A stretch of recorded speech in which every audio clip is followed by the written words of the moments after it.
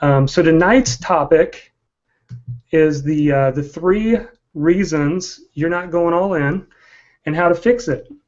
And we're excited to talk to you guys tonight and give you some things to think about, some perspectives, maybe from our own stories of our own journey, how we have gone through and overcome different challenges. And I know I was just telling these guys about an experience I had a couple years ago when I was just at this place of frustration where I felt like I wanted to do something with my life and with my career, but I didn't know exactly what that was. And I was seeking it out, and I was doing a lot of reading and researching, and I just felt like I was in that place where I was just completely stuck. And I remember I was a high school teacher for a couple of years, and during that time, I just felt like that wasn't what I wanted to do the rest of my life, and so I stopped teaching, actually started working for a call center at night, and just trying to figure out what it was that I wanted to do. And I remember spending a lot of time researching during the day different options for starting a business or doing something or launching myself out there. And I remember having a distinct conversation when I was after work one night in the parking lot, and I told the friend, I said, I'm just ready to go fail at something. I mean, I was at that place where the pain of doing something and failing was less than actual failing. And so maybe you come tonight and you just feel maybe stuck either in your career, things aren't progressing like you want it to, your life, and we're just going to have a conversation tonight, and we're going to open it up, we're going to have dialogue, we're going to take some questions from you. In fact, we want you to use Twitter. Just go over there and use hashtag Boost14, and we'll come back around and answer some of your questions tonight as best as we can. And so we're going to launch in with 3, and then we actually have a bonus for you, number 4, that we're going to talk about. And so each of us are going to take a few minutes and talk for a few minutes. And so first of all, I want to introduce you to Michael Nichols. You can find him at michaelnichols.org. And he is leading up this Boost event, and we're glad to have him. He's an executive coach. He works with pastors and leaders and organizations, and just does a great job at helping people think through life planning and direction. And so number 1 tonight, I would say, and I would call it, Mike, a lack of purpose. So why don't you talk about that for a few minutes, and then I'll be monitoring some of the conversation on Twitter and make sure we're up and running. Thanks, John. I appreciate you getting all this going for us. First of all, I believe. Hey, Mike, can you turn? Sorry, Mike, can you turn your volume up just a little bit? I think it's a little low. Sure. On the microphone. Yes. I can do that. Just a moment. I'll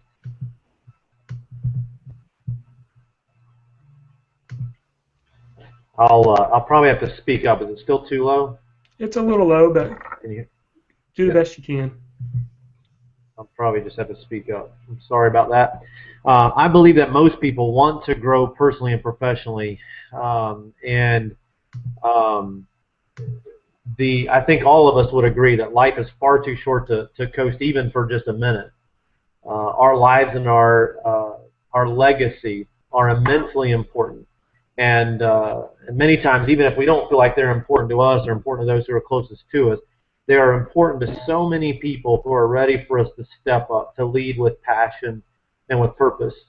And I believe that both you and I know that it's easier to read about and talk about growth than it is to actually do it. If it were easy, everybody'd be growing all the time, and we know that that's not the case for some of us.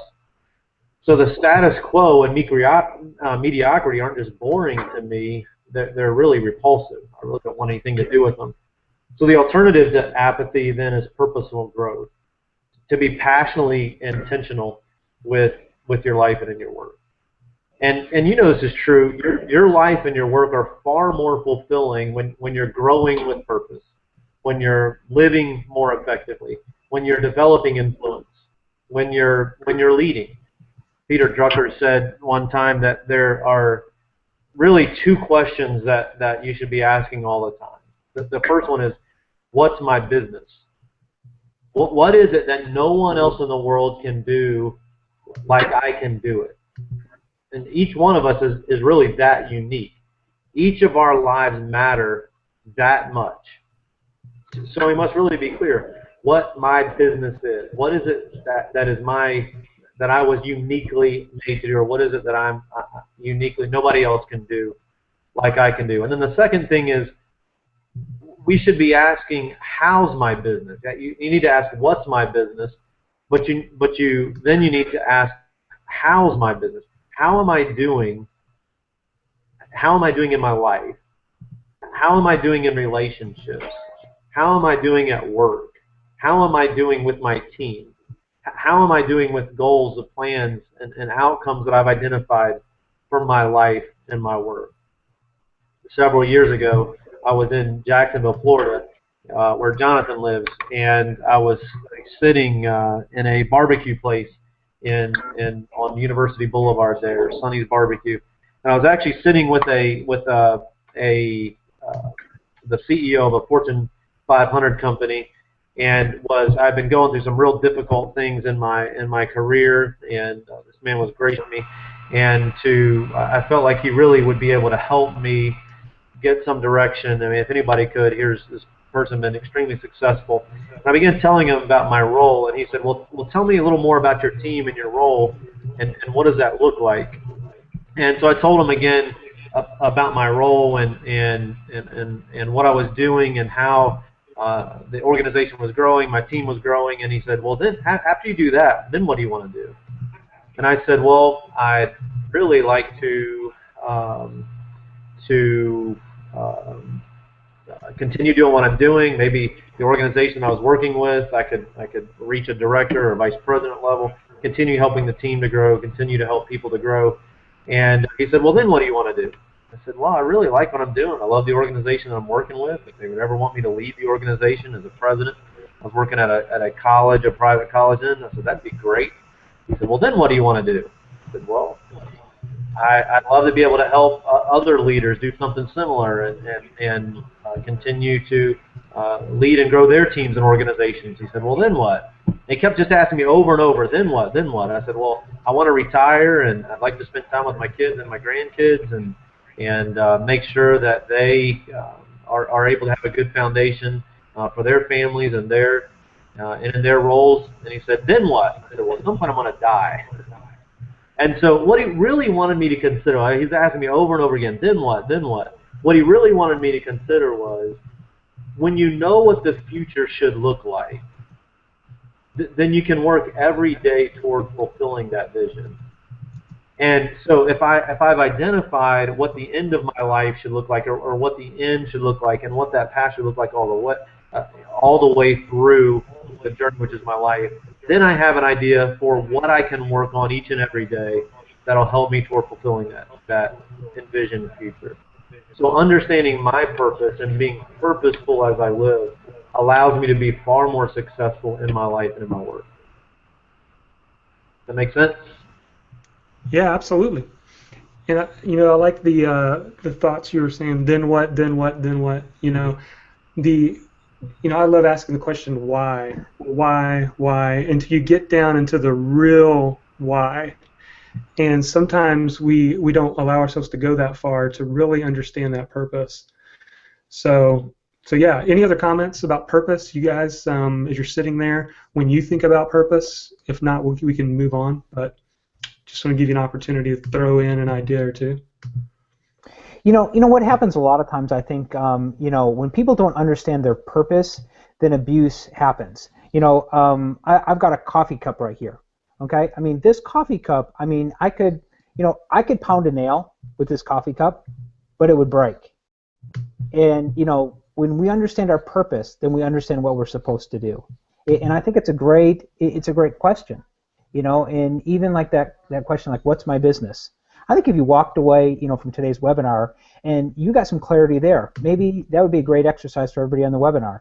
Just take about 5 minutes after the webinar and just journal down, like, what's my business? What's my business? What's my business? And really get clear, because when it's clear to you, then you can communicate it clearly to other people. And I think, we got to get self-clarity is real important. even before we set a plan, what is my purpose? What is my business? Yeah.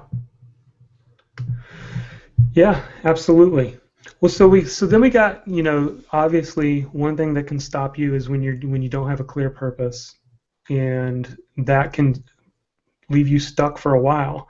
But why don't we go ahead and move to and jump to this idea of focus, Dennis, and talk about, I know one thing that you told me a while back that's really stuck with me is, the danger of broken focus. And I don't know if that's so much what you were going to talk about tonight, but I'd love for you to spend a little time, because that concept for me has really resonated with me and helped me to understand that sometimes enemy number one for me is that idea of broken focus. Well, I think it plays really nicely with purpose, but I like to say, I mean, the reason that people fail, the reason that businesses fail, heck, the reason that families fail, marriages fail, is broken focus. And any time that I ever see failure, there's going to be a broken focus. If you're in sales today, you're gonna fail. If you do fail, we don't want you to fail, but if you do come across failure, it's probably going to become because of broken focus. And I've sort of discovered that the power of my life is really in the focus of my life. The power, and it's sort of the difference between like diffused light and a laser beam. Diffused light, it lights the room, it serves a purpose, but I can take this same light and I can focus it like a laser beam, and this same light can cut through steel. And that's the kind of life that I want to live. That's the kind of life that that I want to be a part of. And so anything that comes in to destroy that focus, I really treat it as an enemy. And so what I've seen with this broken focus is that my life is always moving in the direction of my focus. Okay, so it's just like, if you buy a new car. A couple years ago, we bought one of these Chrysler Pacificas. I'd never seen a Pacifica. I didn't even know what a Pacifica was. And do you know, Jonathan, everybody drives a Pacifica. I see them all over the place, because you always find what you look for. I mean, if you just say everybody look around the room and find something blue. Just look around, find stuff that are blue. My iPhone case right here is blue, and I got this right here is blue, and all of a sudden I start noticing different things that are blue, because I always find what I focus on. And many times we start to focus on the things that we don't have, and we get frustrated. I know that was really me for a portion of the first part of this year, is that I just started to focus on, I should be here and I should be doing this and I should have these opportunities, and I ended up being frustrated instead of just taking a step back and going, hey, what's going right? And start to focus on the things that are going right, and and being thankful for the things that are going well, because I think thankfulness is incredibly important. We always have more of what we're thankful for. So maybe you're on the webinar tonight, maybe you're listening and you've been frustrated. Well, I just want to take a step back and just change that focus. Maybe ask yourself a different question and start to be thankful for what you do have, because your life always is moving in the direction of that focus. And many times, especially as entrepreneurs and probably people on this webinar, heck, it's 9 o'clock at night Eastern time. I mean, anybody that comes on a webinar at 9 o'clock at night, I mean, they're the kind of people I want to hang out with. I mean, they're the people that are passionate, they're focused, they're full of purpose, they want to change the world. And so many of us, we probably have like thousands of things on our to-do list. We have all these things that we want to do, but I want to make it just kind of a challenge tonight, because I've realized most people have a to-do list, but very few people ever create a stop doing list. And here's the principle, is that the secret to concentration is elimination. The secret to concentration is elimination, which really means less is more, which means the secret to focus is not saying yes to more things. It's what are you going to say no, what are you going to say no to? And what happens is a lot of times when we are saying yes to everything, I mean, Jonathan, does that happen to you? I mean, you just end up saying yes, yes, yes, yes, yes, and and it really becomes a poverty mindset. Instead of sitting back and because we think we've got to have all these things, and if I don't get them, then all that opportunity is lost, and it's absolutely not true. And so I want to encourage everybody, come up with a stop doing list. What are the things, not that you're going to do, but this week, what are the things that you're going to stop doing? So here's the two things that I came up with today as I was thinking about this. First thing is I'm going to stop eating after 7 p.m. Listen, I just said it, out there on the web, and so now everybody can hold me accountable. It's just I'm laying it out there. But I'm training to run this 5K, a sub 25 5K, and so I've got a certain training program. So for the next 2 months, I'm not going to eat after 7 p.m. And so that's one thing I'm going to stop eating after 7 p.m. And the other thing is I'm going to stop worrying and being anxious about what I don't have. I've just decided I'm just going to stop it. And when I decided to stop it, I just had a lot more peace. And so maybe if you're feeling a lot of frustration, you just need to take a step back and focus on what you do have. Because life is really more about the journey than it is the destination. It's really more about not necessarily what you get, but who you become. And the journey is all about becoming, and it's the greatest power, the power to become. I'm a follower of Jesus, and he said that it's the greatest power that he's given people is that you can be different. You don't have to be the same that you were last year. You can be different. And if I think if I can just get a little bit better, Jonathan, it's going to be a great year. And so I want to challenge everybody: stop doing lists. Send us 2 things you're going to stop doing, and can we give them away something? Sure. Give them your car. No, you know what? I'll give them one of my audiobooks. I've got an audiobook, How to Manage Yourself, and so I'll send an audiobook, and Jonathan, you'll figure out how to help me do this if they send us the 2 things I'm going to stop doing. So we're giving away stuff. Actually, giving away the store. They can say it over on Twitter. Put it over on Twitter. Say it over on Hashtag Twitter and Boost14. There you go. And tell us on Twitter 2 things you're going to stop doing. And I'll send you my audiobook, How to Manage Yourself, and we'll just bless you with that. Okay, awesome. Well, I want to get to your guy if anybody else has some thoughts on focus. Meanwhile, I sent an email out to everybody about where they can get access to the webinar, and our viewer count is starting to go up, so we're getting more and more people in here. Again, guys, we apologize. First time we got into the Google Hangout, there was no broadcast button, so we had to jump out, and then we ended up jumping back in, so we just kind of rolling with the punches. I've been doing this for a while, and I know I've used GoToWebinar, I've used AnyMeeting. I mean, I've used just about everything out there, and at least a time or 2, I've just met those challenges where I've had several hundred people on a webinar, and it wasn't working right. But we are recording it. That's the good news. So if you're here and you feel like you've missed out a little bit, that's okay, because we will have the recording. We're going to get you guys the recording. If you want to ask some questions and you are here, use Twitter. And go over there, use Twitter, and use the hashtag Boost14. So just use Boost14. And also, there is a Q&A over on Google Plus that I will check out and see if we got any questions rolling there. So, any other thoughts on focus? And you guys, when you think about focus, is it high importance to you? Is it something you don't really pay attention to a whole lot? What about focus? What is it for you guys?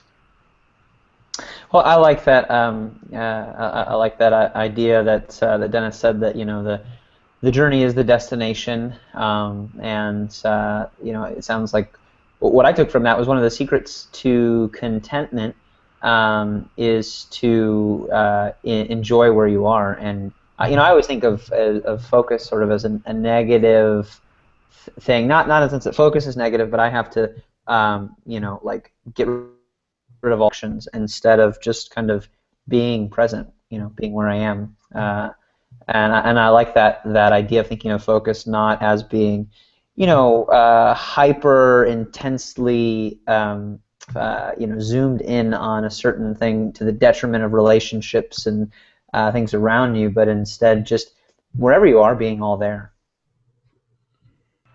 Yeah, it's been helpful for me too, and I've found that what's helped me, even when I do things like go away with my family, being prepared ahead of time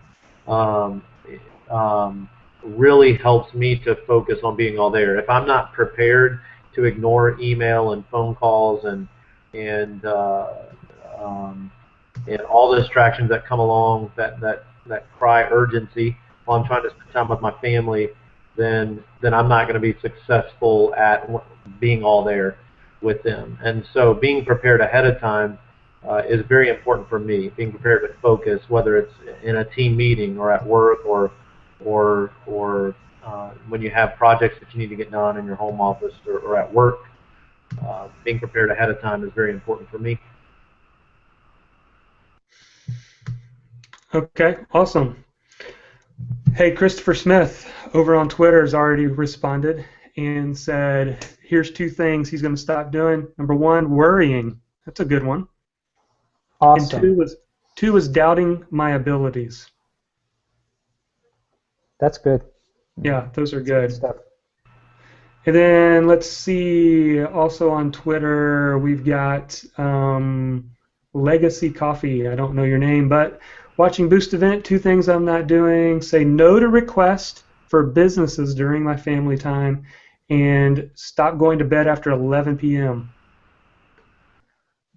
So those are great. If you guys have more, please put them on there. If you have any questions about purpose, what we were talking about a little bit earlier, or if you have any questions related to focus or broken focus, go ahead and ask those questions, and we'll try to get to them here in just a little bit. So again, we're starting to get more and more people in here.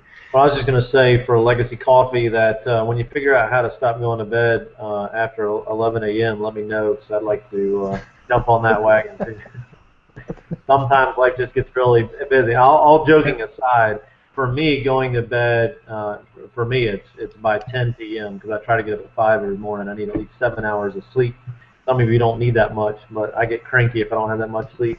But that is very important for me too, and so in order to do that, I had to discipline myself to actually had to stop doing some things. You know, some of you may need to take a TV out of your bedroom, or you may need to take technology out of your room, or whatever it is, to discipline yourself to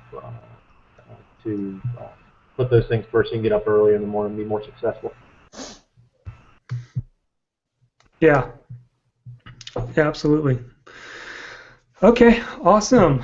Well, we're going to go ahead and move on to number 3, and then we got a bonus for you tonight, and so we really got 4 when we talk about 3 things that are stopping you from going all in, or 3 things you're not doing. So number 3, and this is one that I've been really focusing on since I'd say since the beginning of last year, and that is community.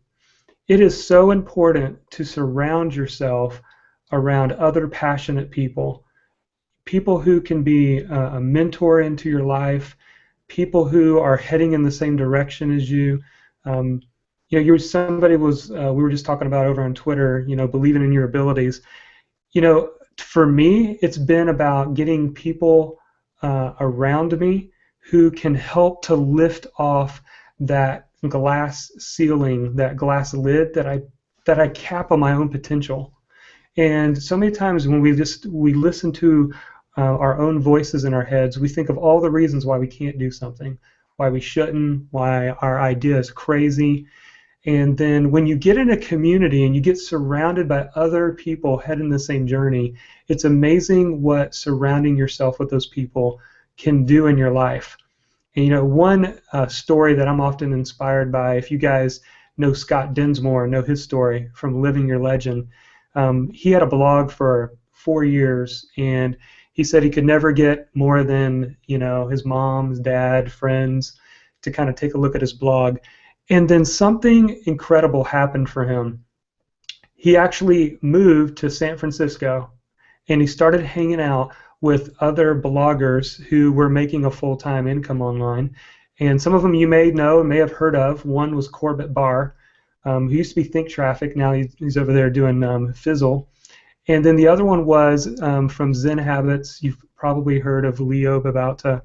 And he started actually exercising with those guys, started jogging, started hanging out with them, and suddenly he began to lift that glass ceiling on his own potential and began to jump back into blogging and began to, because he was hanging around people who had extended in his mind what was possible, he began to believe it for himself. And when you're out there all alone, even if you're, let's say you're a small business owner, or you're a writer, or you're a blogger, or you're somebody who has this dream or this vision or direction that they feel like they want to go, you feel like God wants you to head in a direction, it's important for you to not see other people as competition, but to see them as sojourners that are traveling on the path with you. You know, last year, when I was looking kind of over my year and I was like, what do I want my year to be about? I kind of just honed in on a theme of connection. Said, I really just want to connect. And I wanted to do that because, you know, primarily, and if you don't know my story, I primarily work from home. I'm a blogger, so I spend a lot of time actually in this room right here working. I probably don't get out as much as I need to. And you know, before that, I was an executive recruiter and was on the phone constantly networking with people. That's what my job was. And then I went to almost into isolation of writing and thinking, and I just felt sometimes that I was lonely. I didn't have anybody to bounce ideas off of.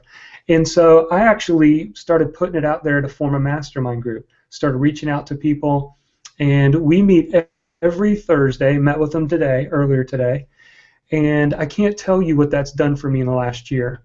Just having that continual encouragement and feedback and thoughts kind of helping me move into the direction that I want to go and lifting off that cap of potential that I was placing on myself has been amazing. And then the other thing I'd encourage you to do, a book that I'm reading right now, it's one of those books that I've wanted to read for a long time, but I haven't, is Viktor Frankl's book, Man's Search for Meaning. It's a phenomenal book. And he comes out of there with kind of 3 things that he says that when man's searching for meaning, there's really kind of 3 things. One is that man or a woman, but a human being, needs to have a project or projects that require your attention and focus.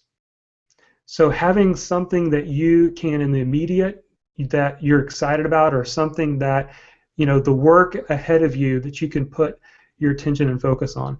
Another one was to have a redemptive perspective on challenges and sufferings, that you and I can choose our response. You know, he was in those Nazi concentration camps, and they took everything from him, but the one thing they could not take away from him was how he responded. He still had the power to choose how he's going to respond. And that's true with us. We can have that redemptive perspective on our own pain and suffering. We can look back in the past, the things that's happened to us, and choose to forgive, choose to be willing to see the good in the bad. But then the third thing, and the reason why I'm kind of telling you this, is because he found that the thing that man's search for meaning, the thing that they needed was to engage in healthy and loving relationships, to have people, to be surrounded by other passionate people who can constantly speak into your life and in what you're doing and where you're going. And so my encouragement to you, kind of wrapping my little talk up, is if you're not in a mastermind group, find out how to get a part of one. If you're not, maybe in your area there's an opportunity for you to network with other business leaders, do that. Do that in a way where you can build into relationships and network with people. And my encouragement would be to stop seeing other people as competition and see them as an ally. See them as somebody who you can learn from, that you can grow from. And just doing that step alone, coming out from isolation and inviting yourself to be a part of community, will help you to get unstuck. And again, like I've said before, it'll kind of lift that lid that we can all place on ourselves, that glass lid on our potential. So anybody else want to maybe make a comment or two on community and maybe what community's meant to you in your life? Has there been mentors in your life, people who have helped you in key areas? Hey, Jonathan, that's really good. I think, when we stop seeing people as competition and start seeing them as complementers, you're not my competition. I'm a compliment. You're a compliment to who I am. And when you realize, I mean, like business is just people doing transactions. It's very relational. And I know that every time that I go to another level, there's always a new relationship for me, that somebody that can teach me to live at that level. And so, because I think anything that I want is something that somebody's already done. Better marriage, better family, better kids, and success leaves clues. And so we sort of find these people that are doing the things that we want to do, and let's learn from them. Let's develop relationships with them, because I know that my relationship with you is just it's really blessed me. It's changed me. It's helped me see things in a different perspective. And so we're gonna be different next year by the different relationships that we form. So it's incredibly powerful. Okay, awesome. Anybody else comments on community or having people speak into your life? And I would agree to echo what Dennis said and what you said, Jonathan. Each one of you, in one way or another, have been very significant mentors or coaches in one form or another. Jeff in the area of writing, Dennis in the area of really stepping up the business, John in the area of continuing the leadership development, encouraging people. It's even, I know Jeff's connected with Mike High. In many ways, he, from a distance, has helped me significantly, and then working together with the coaches at Building Champions. Each one of these people significantly impacted my life, whether it's through tools or resources, or just connecting with them at brief moments and strategic moments in my life. And each relationship is very important. There are things that I have grown into now, and things that I have learned that I never would have been able to learn had I not allowed myself to come out of isolation. And I'm one that I can come home every day. While I'm outgoing in my work, it's easy for me to come home and retreat to my office, or to read, or to work on some portion of my business. And so I have to, again, plan, be very purposeful about breaking out of that and making those connections that are very important for us. Okay, awesome. Hey, a few more conversations happening over on Twitter. Mark Stevenson said, I'm going to stop procrastinating on editing my book to finish and following through on a walking routine to be more healthy. So, Mark, go finish your book. Go finish. That's right. Get it done. And Doug Hibbard said, let's see, letting single schedule issues crash the day's effectiveness. Woo, that's a big one. Wow. What do you guys think of that one? That ever happened to you? Well, yeah, here's something I should have said a minute ago as well. Yeah. When you're not getting the results that you need to get, 99% of the time you simply need to get more specific with what it is you're trying to do. So if you want to lose weight, for example, you write down a goal of, I'm going to lose weight, or I'm going to lose 5 pounds, or I'm going to lose 30 pounds, whatever that is.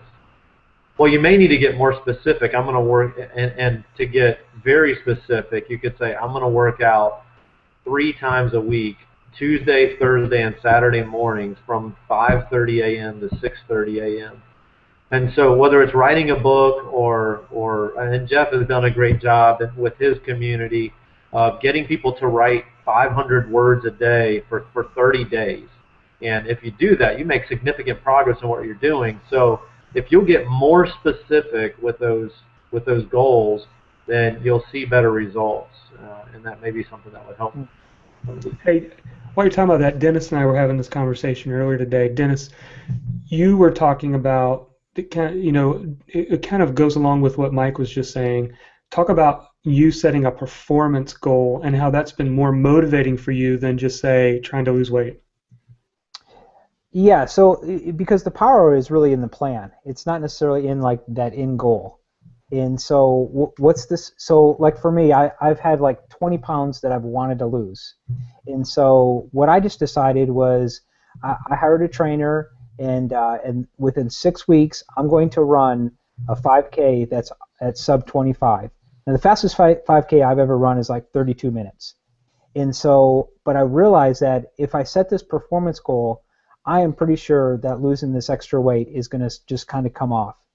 And so I've got an eating plan, I've got a specific workout plan that I'm doing that's going to take me to a sub 25 minute 5K. So almost like, the power of your life is really in that plan of your life. What are the specific details? And so sort of make, because sometimes there's a lot of cool byproducts that happen along the way. And so sometimes, you've got the goal wrong.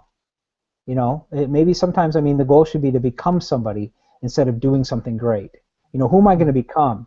Why don't I become more loving and more joyful and, be a better parent, almost like be the person instead of worrying so much about what I'm going to do. Because if I can be a great person, I'm going to do great things. So instead of like trying to do great things, why not sit down and go, what kind of person am I going to become?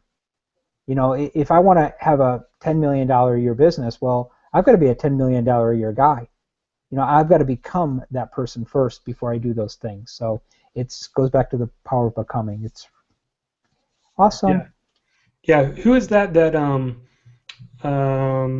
Let's see. That there's a quote by somebody said, and I'll come back around to it. It's probably Jeff Goins. It's probably Jeff. Maybe Jeff Goins. I said that. Yeah. Jeff said it. Okay. I did. That was me. No, the guy who wrote War of Art.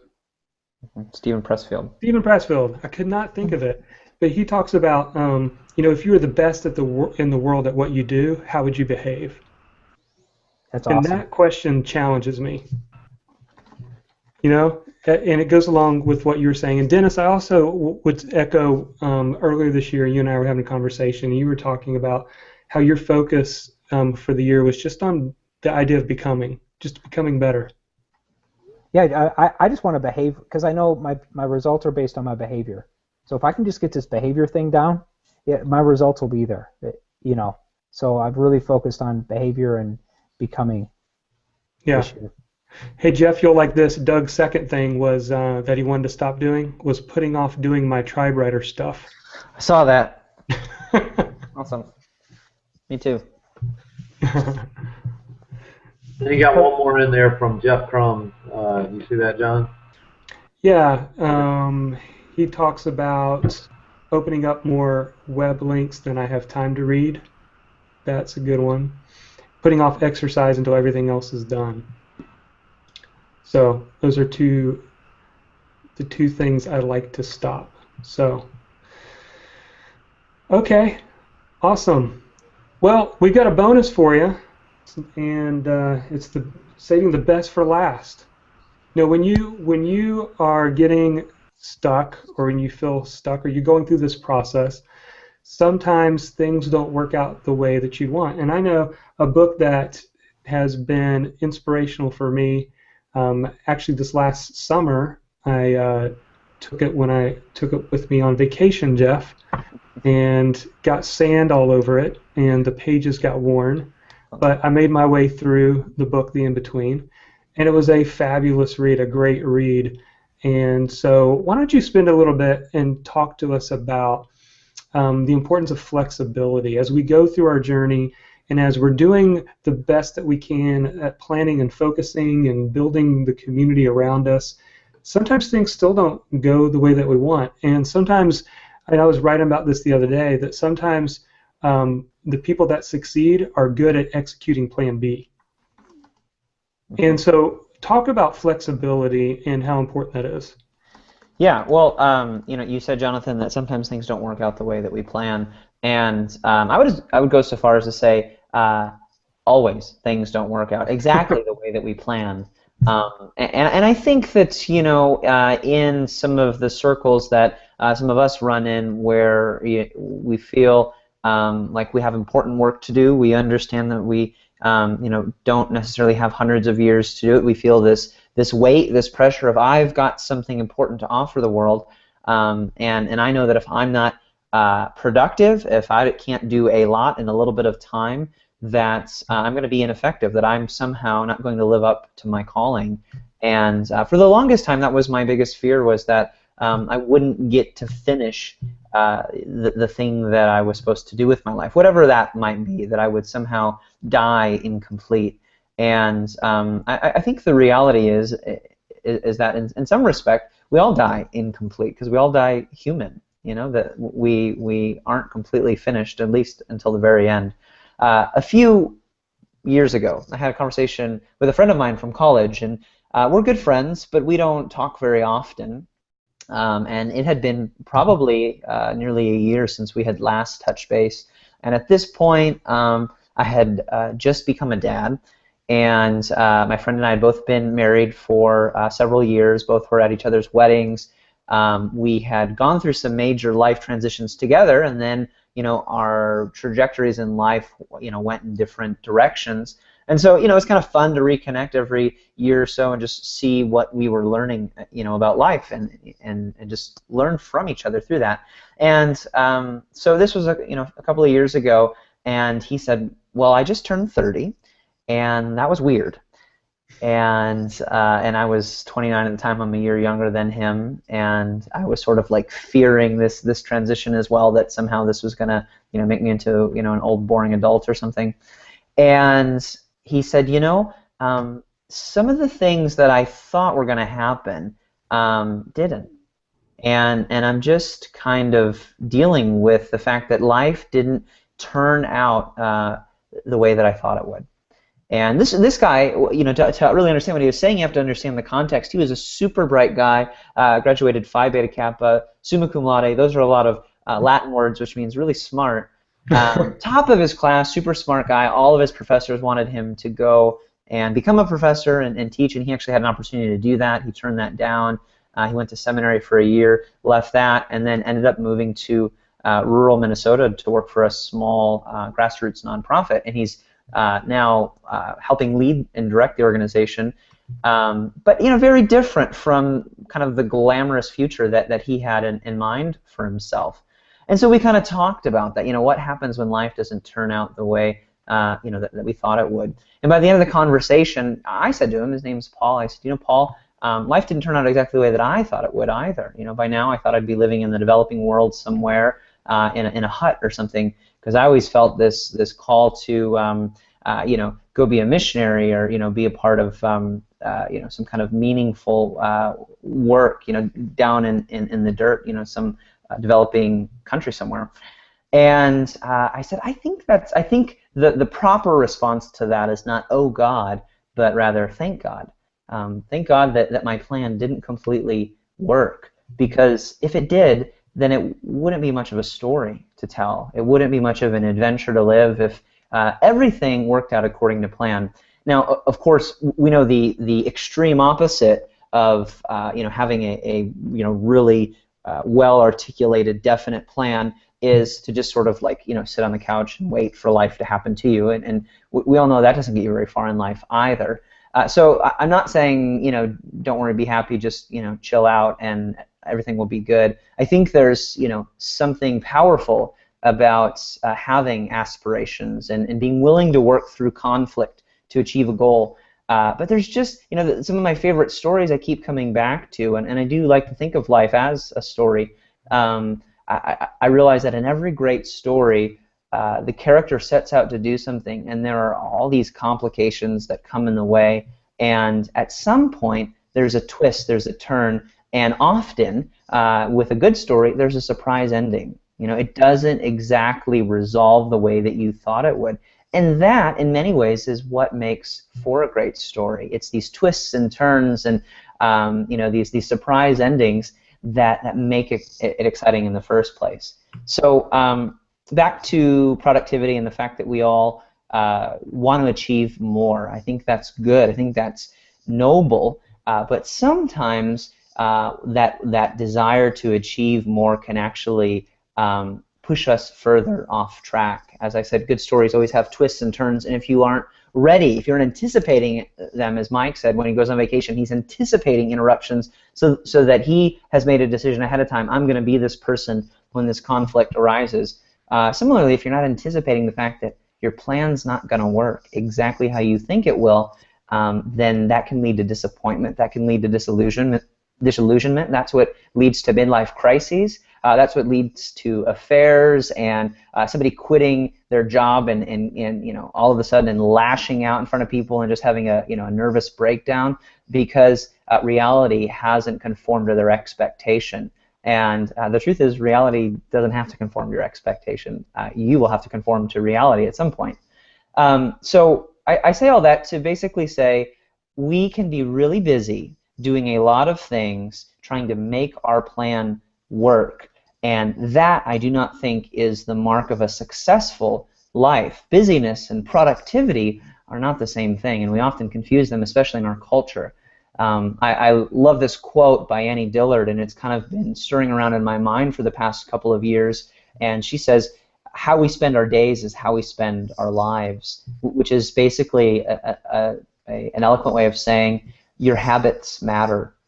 And a few years ago, I realized I was being busy at a lot of things, but not really being effective at many things. And all of a sudden, my fear of not achieving anything by the time I died began to be replaced by another fear, which was I don't want to be successful at the wrong things. I don't want to become a best-selling author at the expense of my family. I don't want to have great things to write about without really living the story to support it.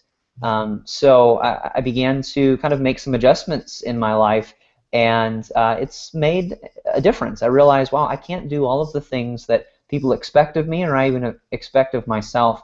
What I can control, as Dennis has pointed out several times, is I can control who I am. And so for me, I've learned to embrace this space in between where I am and who I want to be. So I've learned to embrace, or I'm learning rather, to embrace the number on the scale that conflicts with the number that I would like it to say, or the number in my bank account that conflicts with my goal of what I would like it to someday be, or even the amount of time that I have to spend with the people that I care most about. These are things that I want more of, and yet life keeps surprising me and is not conforming to my expectations. And so all that we have, I think, is that space between who we are and who we hope to someday become. This idea that you eventually arrive and your perfect plan unfolds before your eyes is not true. I think it's a myth. And yet at the same time, I think somebody with Mike's experience would tell you it's good to have a direction, it's good to have a plan and move towards something, but you never fully arrive. As he went through his story, and then I'll die. That'll be the last part of the process. Then I'll die, and I think what he meant to say is, and then I'll die happy. And of course, that's what we all want to do. But the question, I think, today is how do we live happy? How do we live a fulfilled, successful life at the things that are the right things? And I would challenge you to do three things that have made all the difference for me. Very simple, abstract things that you have to go make practical, which is always a challenge. The first is to slow down. The reality is that we're often distracted by so many things in our culture that busyness can really rob us of what's right in front of us. That includes people, tasks, priorities. If I'm busy about many things and I'm unfocused and I'm not able to concentrate on the one thing that needs to matter right now. The second challenge is to let go. I am a control freak, and what I've learned recently is that my need to control things steals my passion for appreciating what I have and even who I am today. And then the last challenge is to be grateful. Again, those of us who are participating in this and watching and tuning in later, there is this, I think there's this tension between being a successful person, wanting things, which is good. It's good to want things, it's good to aspire, want to be more and grow, and yet to constantly be dissatisfied to the point that it's driving you and all of those around you miserable because the plan isn't perfect. And so we've got to live somewhere in between those two extremes and manage that tension. I think gratitude is a great way to do that, because when we're ungrateful, that steals the joy that we have from just appreciating where we are right now in the story, because we're in the middle of it. And if you walk into the middle of a movie in a theater, it's a little bit confusing. You don't exactly know necessarily who's the good guy, who's the bad guy. It's not resolved, and that's what life is. You know, we have all kind of arrived in the middle of a story, and we've got to figure it out. And I think these three habits, slowing down, letting go, and being grateful on a daily basis, help us become the people that we hope to someday be, and still appreciate, enjoy, and really take care of the growth that's happening right now. When I was in college, my senior year, I made the decision to work out every morning, which really meant that I went and sat in the hot tub for 30 minutes and then changed in the locker and went to class. And I remember one day as I was leaving the hot tub, I ran into a professor in the locker room, and we're both changing, which was admittedly a little bit awkward. And so I'm just trying to get out of there quickly, and he starts a conversation with me, which isn't always the thing that you do in a locker room. And so I'm trying to get out of there pretty quickly, and he asks me if I come here often, and I'm going, man, this is getting weird. I got to get out of here. And but it kind of turns into this conversation where he goes, oh, so you're coming here to work out with a friend? And I said, yeah, I try to do this a few times a week. And he goes, oh, that's great. I just got done playing racquetball with Professor so-and-so. And I said, yeah, well, just trying to find some time to stay in shape. And he goes, oh, that's great. That's great. He said, the habits you form here will be with you for the rest of your life. And I left there, and then my brain kind of exploded, and I that thought wouldn't leave me as I went through my day, and I began to see my friends who were practicing certain habits. In college, when you kind of think that life is standing still and you're waiting to begin life, that this is all preparation, and he kind of changed the game on me. He said, no, this is it now. You're practicing who you're going to someday become, so be intentional about it. And I would echo those words that professor said. The habits that you're forming right here, right now, today, are going to be with you for the rest of your life. In some ways, you're practicing who you're going to become in 5, 10, 20 years from now. So don't do the thing that most people do, which is say, someday I'm going to spend time with my family. Someday I'm going to be content with how much money I have. Someday I'm going to be complete. Because the truth is, whatever you're practicing right now, whether it's restlessness or gratitude, whether it's taking time to spend time with those that matter most to you, or constantly rushing through everything, or being willing to let go of control, or constantly domineering over every situation, those habits will stay with you for the rest of your life. So I would challenge you to take a break from the busyness and focus on who you want to become, and start with those 3 habits of slowing down, letting go, and learning to be grateful. Yeah, when you were talking, Jeff, and that's great insight. I was thinking about Andy Stanley, and he's got a great book about intentions and direction, and in it he talks about that your direction, not your intention, is what makes your destination. It's what leads you to that destination. And he uses an example. He says, if you live in Atlanta and you check the air pressure in your tires, you pack everything up, make sure you don't forget anything. It doesn't matter how well you are at all that, but if you jump on the highway and you go 75 north and you're trying to go to Florida, you're not going to get to Florida. So it's your actual direction, not your intentions, that leads you to the destination that you want to get to. And so many times we have these intentions. I have an intention to be a good dad.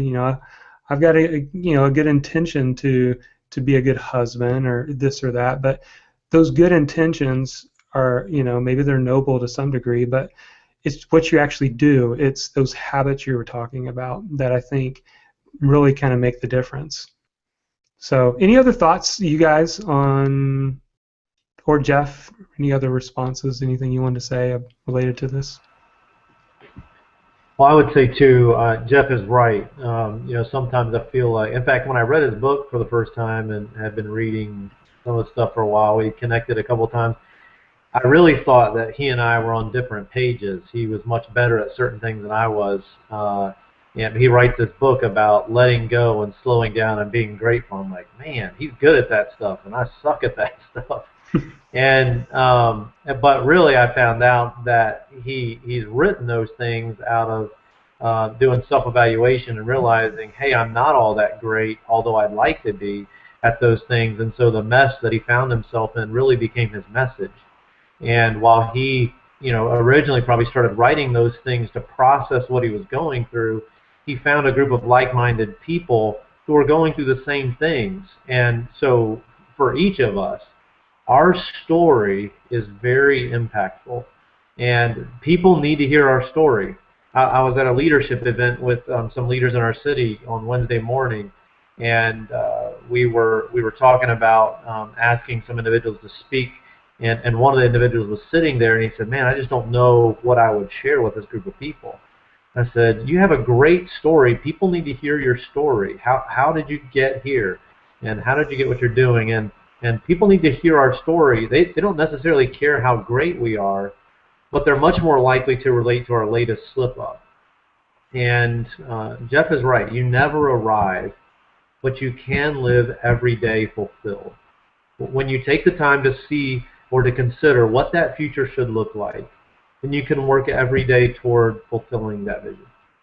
Mm-hmm. Yeah, and I would add to that, this is not licensed to not have goals. I do have goals in the sense that I'm moving in a direction, but for me, this idea of embracing the in-between, that's the whole journey, everything in between the start and the finish line, that helps you understand what it's all for, and I know lots of successful people, and you keep asking them why. It really just comes down to this drive to succeed, but success is really a product of doing what you're called to do.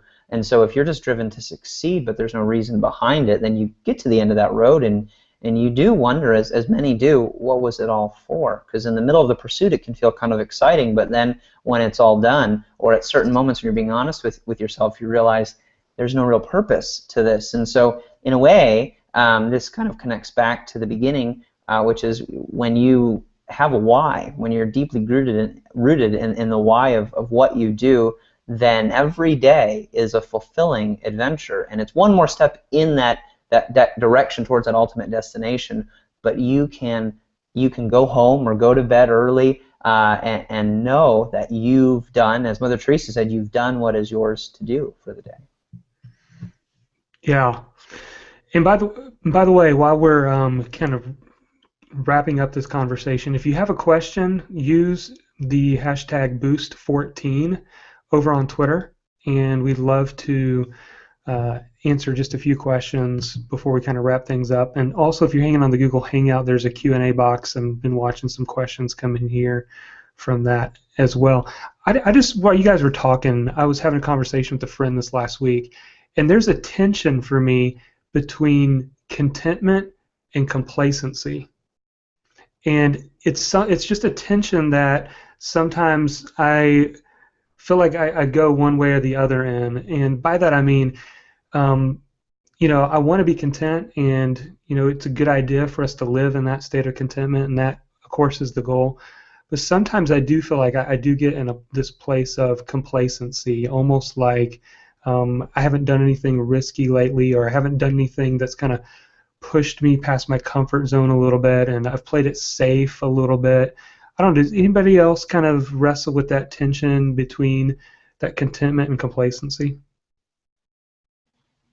You know what, Jonathan, I think that's where having relationships to, really speak into your life and say, hey, Jonathan, you've been here long enough, and kind of, because sometimes it's like you can't see the bottle, you can't see the label because you're inside the bottle. And, having relationships, like for me, that would just say, hey, Dennis, you got to get going. You've been talking about podcasting for over a year now. Yeah, because everybody on the call knows that I'm supposed to be podcasting. You've been talking about it. Why aren't you doing it? And so I think relationships for me are what really help me, stay out of that complacency. Yeah. Okay, here's a few quick conversations happening. Let's see, over on Twitter, Jamie, she made a comment and said, I should really finish reading the in-between. I may have to start over from the beginning. So there you go. Yes, you should finish reading it, and you won't go wrong if you start over from the beginning. Over on Google Plus, Nancy said, I'm going to stop saying yes to things I have no time for. What do you guys think of that? I'm there with her.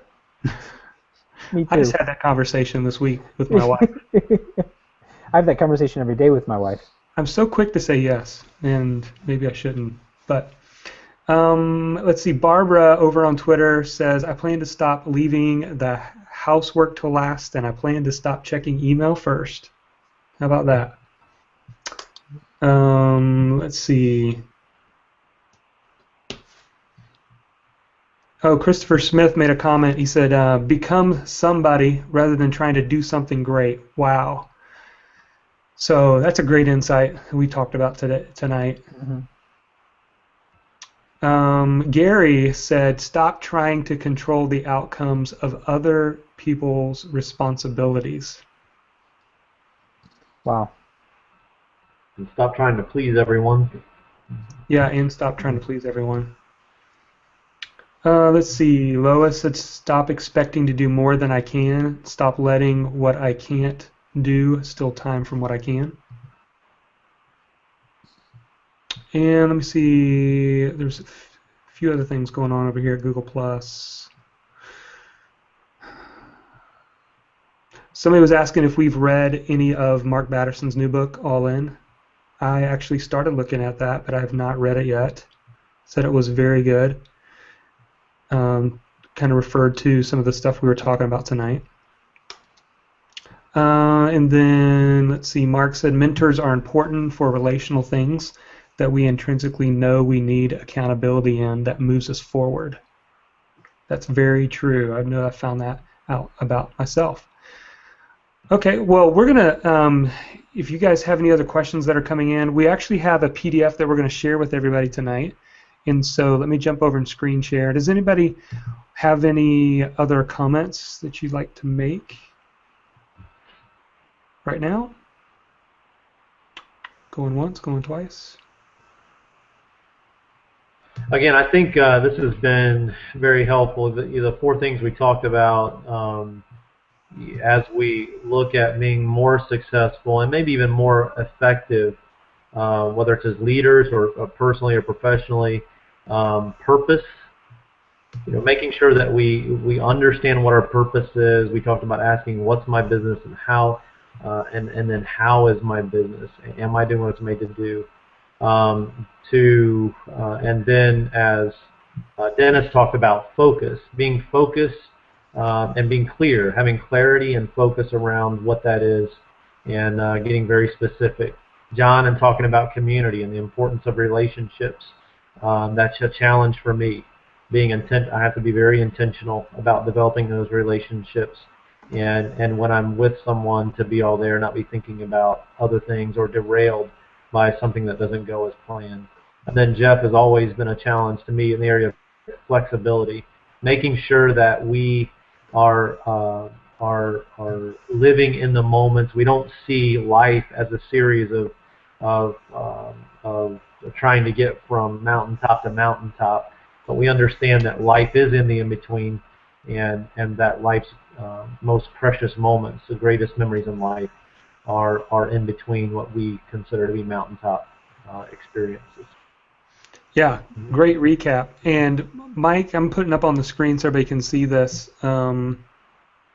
We are going, let me just get to the slide here. Why don't you take a moment, Mike, and we actually, all four of us, if you would like to come join us, you can come meet us in person and come shake our hands and say hello. And we're all going to be there together in Dallas, Texas, coming up on May 30th. You can go find out more information at boostleadersummit.com. And Mike, do you have any comments that you'd like to make in a little bit more detail about this event?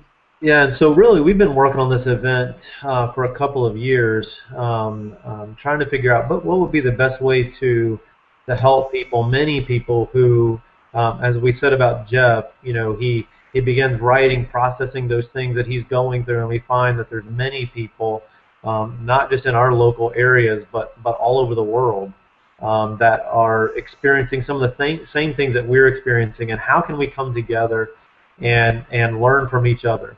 And so at the Boost Leader Summit, really it's designed to work together through a step-by-step process to help us develop a simple plan or a simple thought process to help us be more successful in our life and in our work. And each person will leave the event with a draft of that plan or a draft of that strategy for them. And so one thing that we want to do tonight is the link is up and live. We have 1 day left. I think either tomorrow or I think tomorrow or Saturday is the last day that you can get in at the early bird price. You can go to boostleadersummit.com. You can do that right now. And for the first 6 people that register for Boost starting right now, we're going to offer you a 60-minute group coaching session with the presenters for that event, and we'll work together for you on that. At least Jonathan and Dennis and I are, and if Jeff wants to join us, we'll do that as well too. So for the first 6 people that register for Boost starting right now, they'll have the opportunity to jump in on a 60-minute group coaching session with each of us, and we'll really open it up to you and give you the opportunity to ask us questions, very specific questions. To be honest, Jonathan and Dennis and I, as Jonathan mentioned earlier in the webinar, we work together every week on some of these things and encourage each other in these areas, and we're working at being an encouragement to so many other people too.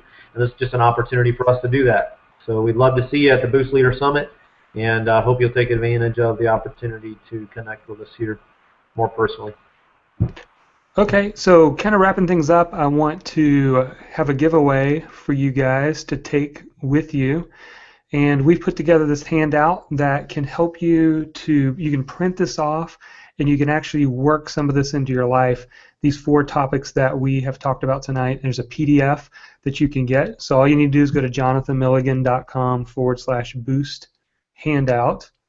And once you get over there, you should be able to get access to a PDF that you can print off and kind of work some of this into your life. These are 4 key areas. Again, we talked about purpose, focus, community, and flexibility, being flexible when plans don't go exactly the way you want them to go. So again, we hope to see you guys in Dallas, Texas on May 30th.